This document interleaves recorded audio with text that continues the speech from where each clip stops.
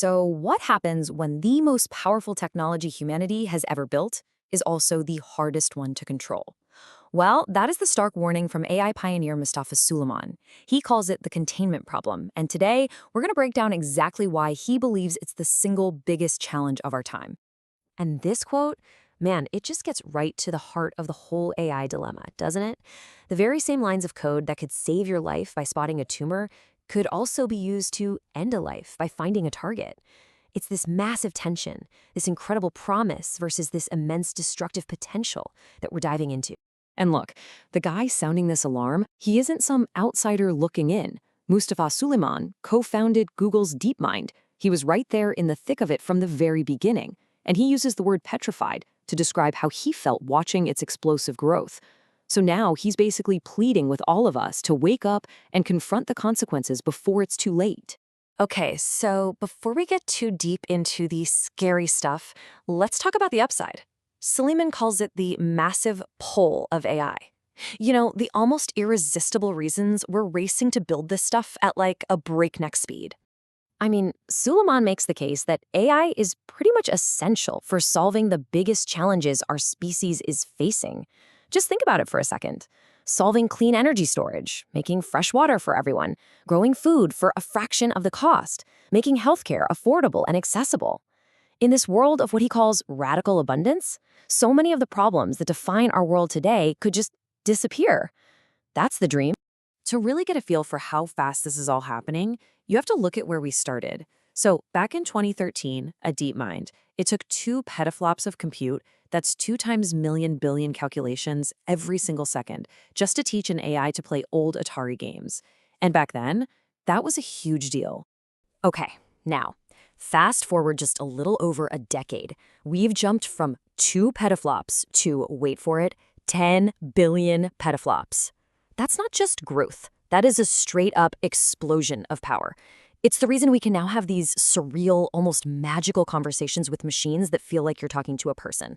The pace is just staggering. And this is where the other shoe drops. Because all that incredible power, it comes with a massive, unprecedented danger. The very thing that makes AI so special also makes it uniquely and terrifyingly difficult to control. Suleiman calls this the proliferation problem. And Suleiman points out this really interesting psychological quirk that's holding us back. He calls it the pessimism aversion trap. You know what he means, right? It's just human nature to not want to think about the scary stuff, to just hope for the best. But that optimism, it's causing us to avoid the tough, urgent conversations we absolutely need to be having right now.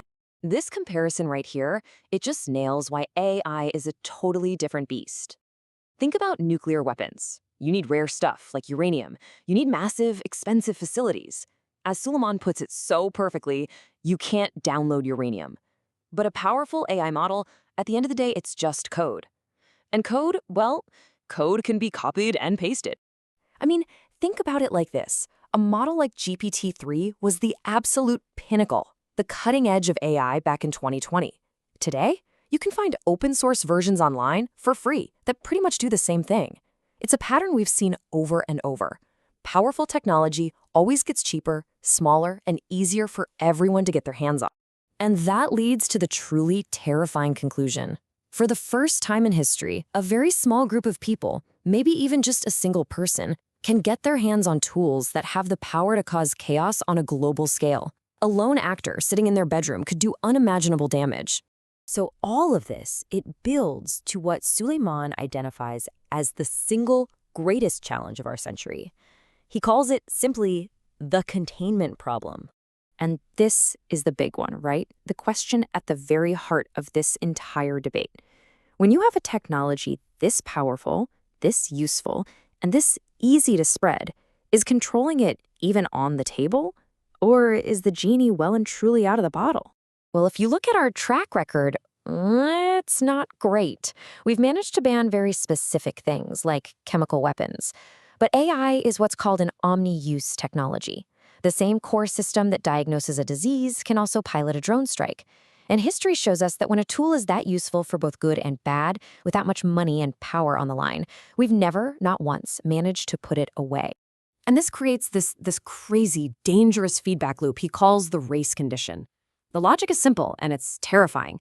If I don't build this powerful AI, my competitor will, so I have to build it first and faster. It's a self-fulfilling prophecy where fear just pushes everyone to accelerate, making it almost impossible for anyone to hit the brakes. And here, Suleyman just lays out the brutal choice in front of us. He admits it. He says, look, on the face of it, containment looks impossible. But then he says it has to be possible. Why? Because if it isn't, the alternative is that this technology ends up containing us. We either find a way to control it, or you can be damn sure it will end up controlling us. So, if containment seems impossible, but it's also absolutely necessary, what on earth do we do? Well, Suleyman says we need a whole new way of thinking about technology itself. He calls for us to adopt what's known as the precautionary principle. Now, this is a complete 180 from how we normally do things. Instead of the Silicon Valley motto of move fast and break things, this is all about moving slow, putting safety first, and demanding proof that a new technology first does no harm before it gets released to the world. It is a radical call for us all to just slow down. Now, this path he lays out, it's not going to be easy. It all starts with us getting over that aversion to pessimism and having real, honest conversations about the risks. It means we have to fundamentally shift our values, to prioritize caution over speed and profit. And maybe most importantly, we have to do it together as a species, realizing this isn't one country's problem or one company's problem. It's everyone's. And really, when you boil it all down, Suleyman frames the stakes in the starkest terms possible. This isn't just about managing some new gadget. This is a fight to preserve humanity's own agency, our ability to actually be in the driver's seat of our own future. And that's really the question he leaves for every single one of us. Because the containment problem isn't just a technical puzzle for engineers or a policy debate for politicians. It's a deeply moral question for all of us about what kind of world we want to live in and what we're actually willing to do to protect it.